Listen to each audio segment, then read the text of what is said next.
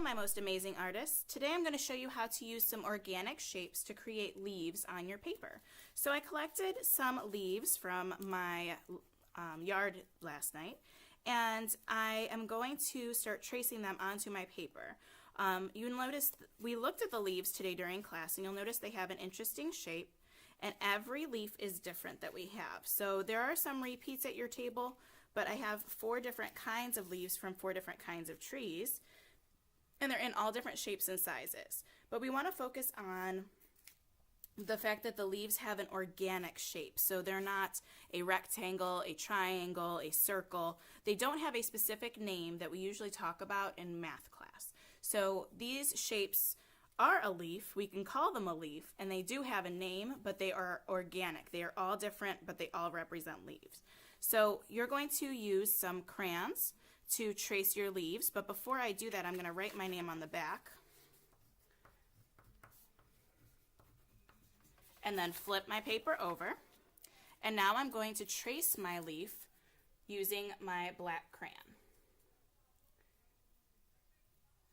And the cool part about this is organic shapes aren't perfect. They're not perfectly round or perfectly straight.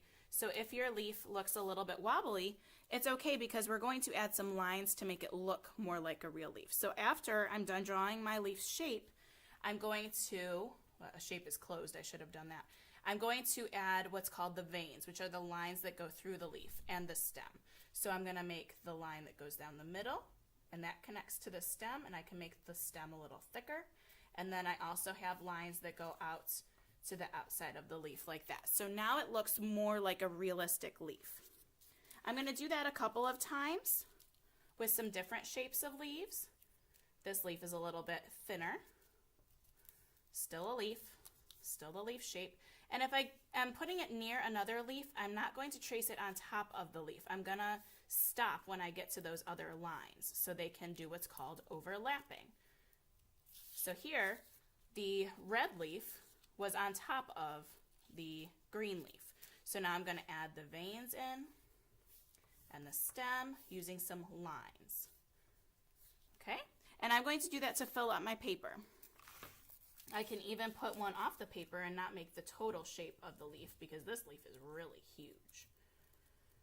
You're going to need to trace at least 5 leaves on your paper. You want to try to overlap them if you can to fill up that space. So now I'm going to do the veins in the leaf, and then I need to fit 2 more. So I'm going to fit some here. It's another leaf, and I want to be careful not to crinkle up my leaf because if I break it, then another class isn't going to get to use it. And I really like this shape, so I'm going to make this one down here too. So notice how I'm looking for empty spots, filling it up with the leaves, and tracing them with my black crayon. Then I add the veins to the leaf using my black crayon. The next thing you're going to do is you're going to pick some fall colors for your leaves. So there's some like dark brown red, there's still some green with some brown on it, and some red. You can look at the leaves that are on your table to get some ideas for colors, but you're coloring inside the space of the leaf. That's called the positive space. You're going to paint, color in the positive space with a crayon. And when you color with your crayon, you want to push down and give it nice dark pressure. You don't want to do this. You want it to look like this one, nice and dark.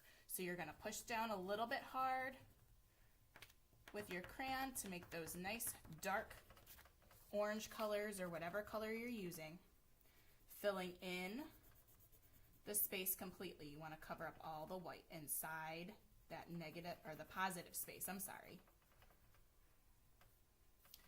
For each leaf, you're going to pick a different color, or you could use more than one color inside the leaf. So I'm going to continue coloring this while the camera is turned off so you can see what it should look like when it's all done. But I don't want to take your time up, so it's time for you to get to creating. You're going to use your black crayon, write your name on the back, trace your leaves. You need 5, and then color it inside with different colors of crayons to make the leaves have fall colors. Good luck!